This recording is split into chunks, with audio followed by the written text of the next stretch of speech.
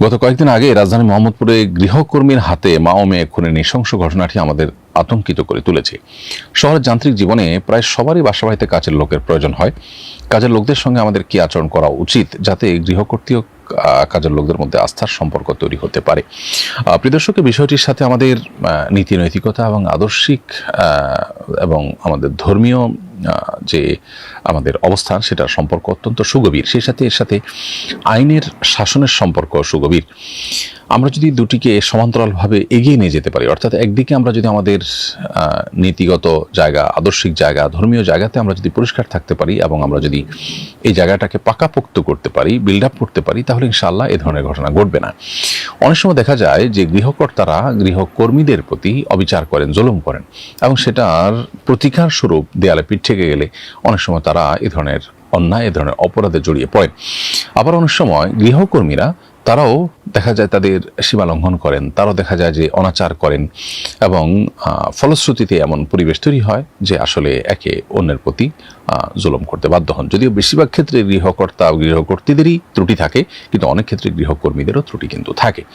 তো এই ত্রুটিগুলো সবগুলো কিন্তু নীতিগত ত্রুটি, এগুলো কিন্তু নৈতিক সমস্যা। একজন মানুষ যখন নীতিবান হন, আল্লাহভীরু হন, একজন মানুষ যখন প্রকৃত অর্থে ধার্মিক হন, তখন কিন্তু তার মধ্যে এই সমস্যাগুলো থাকে না।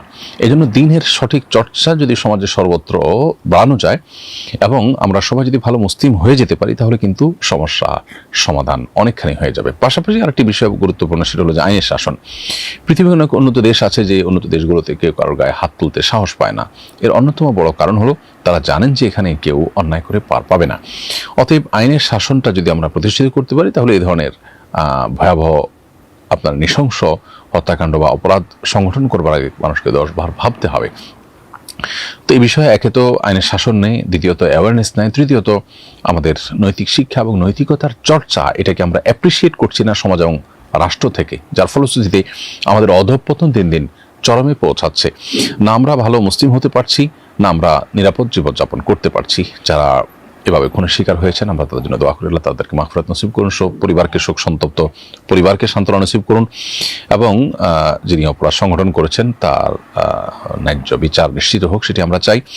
এবং সেই সাথে আমাদের গৃহকর্মীদের প্রতিও আমাদের মানবিক আচরণ করা, তাদেরকে পরিবারের সদস্যের মতো বানিয়ে নেওয়া এবং যাতে করে তারা আমাদের জন্য জীবন দিতে প্রস্তুত থাকে সেরকম করে নেওয়া অবশ্য কর্তব্য। অনেক মানুষ আছেন, অনেক পরিবার আছেন, তারা সেই কাজটি করে। আমি এখানে নিহত পরিবারকে দোষারোপ করছি না, কারণ এখানে আসলে নিহত পরিবারের আদৌ কোনো দায় আছে কিনা সেটা পরিষ্কার না।